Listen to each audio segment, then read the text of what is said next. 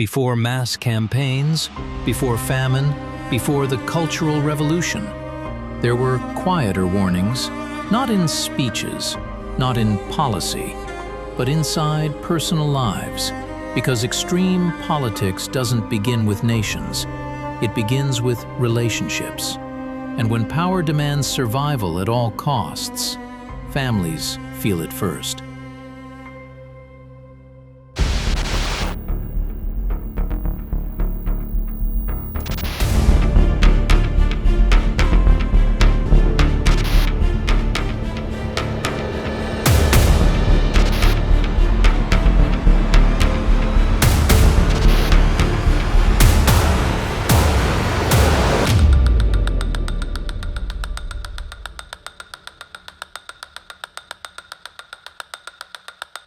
Mao Zedong began as a revolutionary, a man shaped by collapse, war, and political struggle.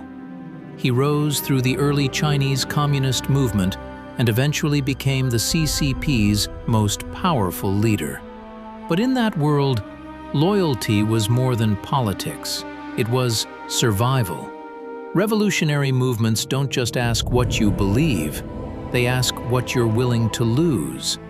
And when survival becomes the rule, the first cost is often human. In political systems built on constant struggle, private life becomes fragile, marriage becomes political, children become vulnerable, and family bonds, normally sacred, can become secondary to the movement. Not always because leaders are uniquely cruel, but because the system rewards sacrifice. It treats personal loss as proof of devotion. And that's where the early patterns begin.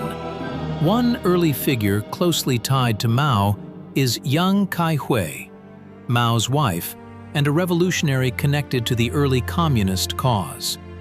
Historical accounts describe her capture and execution in 1930, during an extremely violent period of conflict. Some details remain debated across sources, but the broader pattern matters. In extreme politics, even the people closest to leaders can become casualties of the struggle. Family becomes something the revolution consumes. And later, the official story often reduces these lives to footnotes. Another woman often discussed in Mao's early life is He Zijian, associated with him during the revolutionary period. Accounts describe her enduring deep personal hardship, including injury, separation, and isolation. And over time, she was pushed to the margins of the official narrative, not fully erased, but no longer central. And the point here is not gossip, it's structure. A system where people can be essential one moment and inconvenient the next, used, then forgotten. These stories matter because they reveal something deeper. The emotional engine of authoritarian politics, devotion, fear, silence, selective memory. When sacrifice becomes normal at a personal level, it scales up. The same logic that says the individual must disappear for the cause becomes the truth must disappear for the party. And when that becomes the foundation, narrative control is no longer an accident. It's inevitable. Next, we move into the late 1950s, when pressure, fear, and unquestioned authority helped turn policy into famine. And the cost will no longer stay private. What begins in families can end in millions.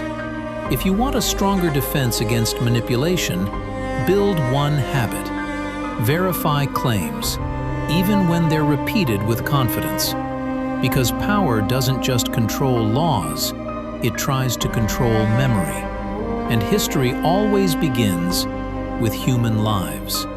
Power isn't only measured through laws and armies.